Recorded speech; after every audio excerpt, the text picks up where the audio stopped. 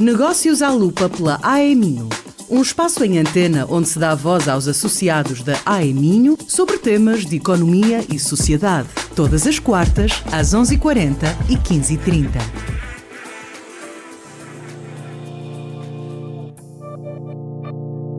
Olá, sejam bem-vindos ao Negócios à Lupa pela AEMinho. Junta-se a nós o Vice-Presidente João Pinho de Almeida. Falaremos hoje sobre relações políticas e institucionais. João, seja muito bem-vindo à RUM e a este podcast.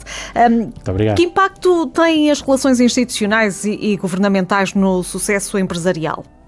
Bom, antes de mais, muito obrigado pelo convite. É um gosto estar aqui convosco na RUM. E esta é, de facto, uma área importante e que às vezes em Portugal se desvaloriza, que é muito trabalhada em termos internacionais, na área de Public Affairs, que tem a ver com as relações entre as empresas e entre as organizações empresariais e o setor público. E nós sabemos que muitas vezes o sucesso dos nossos negócios depende da intervenção das entidades públicas, seja nas questões mais básicas de início, porque são muitas vezes complexas, dos licenciamentos, às questões mais macro, ao nível fiscal, da definição de políticas públicas que depois acabam por ter um reflexo muito grande na nossa competitividade e numa dimensão que é muito relevante também, que é a questão dos salários e da política de salários, que obviamente é essencial para a vida dos trabalhadores. A Associação Empresarial do Minho elegeu recentemente uma nova direção, novos órgãos sociais. Qual é a estratégia da AEMinho a este nível para o futuro? Como sabemos, a AEMinho teve nos últimos anos, e esta direção herda um legado muito significativo de um relacionamento extraordinário com as entidades públicas.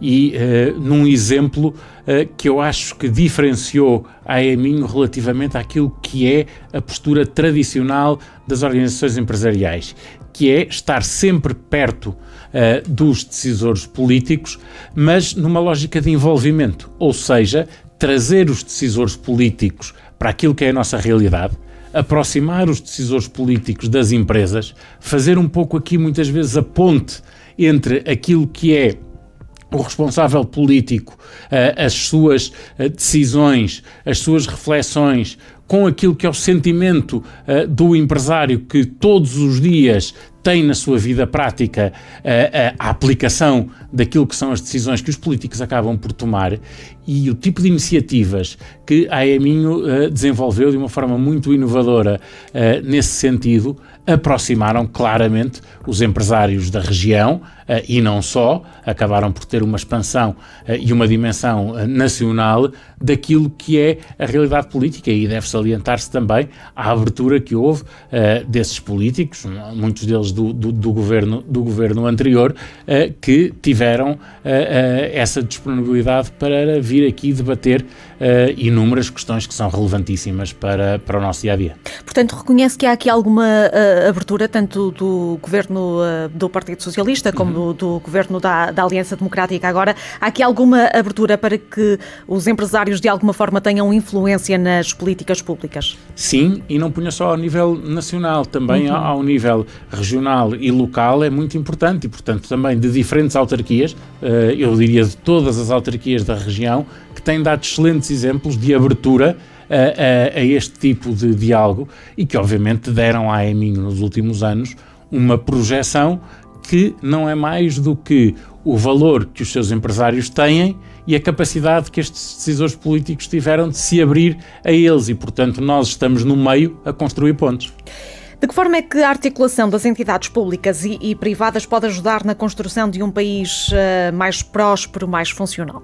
Olha, em adaptar as soluções àquilo que são as expectativas de quem está no terreno, em conseguirmos que a proximidade traga de facto essa maior eficiência na aplicação das políticas, porque aquilo que sabemos é que muitas vezes, seja como disse na política fiscal, no desenho dos quadros comunitários, nos fundos, seja o normal, agora o PT 2030, antes o PT 2020, mas também o programa extraordinário que ainda temos em curso do PRR, que teve características próprias, e aí foi importante também alguma aproximação e principalmente algum trabalho em consórcio, algum trabalho numa lógica diferente daquilo que é a lógica tradicional dos fundos, mas em conseguirmos esta proximidade. Nós sabemos que muitas vezes o problema é o decisor estar distante, e isso tem problemas quer na definição da política, quer depois na sua aplicação. E essa proximidade, essa relação, permite as duas vantagens. Por um lado, é que a política seja melhor desenhada,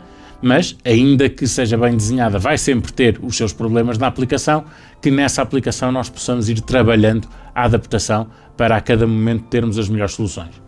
Portanto, ouvimos várias vezes o atual presidente da direção, Ramiro Brito, dizer que há sempre alguma coisa para fazer, há sempre algo a acrescentar para melhorar o tecido empresarial português e tornar o país mais competitivo a nível nacional e internacional.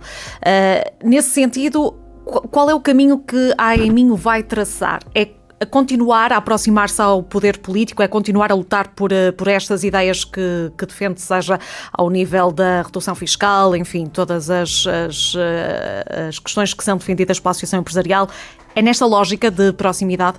Helena, mas não da proximidade da AEMinho em si em relação a estas entidades, de conseguir aproximar as empresas e os empresários. É esse o nosso papel, é conseguirmos que haja a possibilidade de quem é empreendedor, seja quem tem um pequeno negócio, seja quem tenha uma indústria mais forte, conhecida e com a sua própria capacidade de afirmação, seja quem tem décadas de trabalho nesta área, seja quem começou agora pela primeira vez e tem uma startup, que todos consigam chegar a quem decide e fazer passar a sua ideia, porque vão certamente ter visões diferentes, têm problemas diferentes, mas todos merecem essa atenção dos decisores públicos e todos contribuirão para aquilo que todos queremos, que é um país mais competitivo e, sendo mais competitivo, mais próspero, em que cada um de nós viva melhor. Pode ser diferenciador até uma empresa conseguir estabelecer e manter um bom relacionamento de network com instituições e com políticos? Isso pode ser diferenciador para certamente que sim. Nós vemos que há países que trabalham muito essas áreas e que obviamente depois acabam por ter resultados muito favoráveis, que trabalham muito em proximidade com as suas empresas, com as suas associações empresariais, que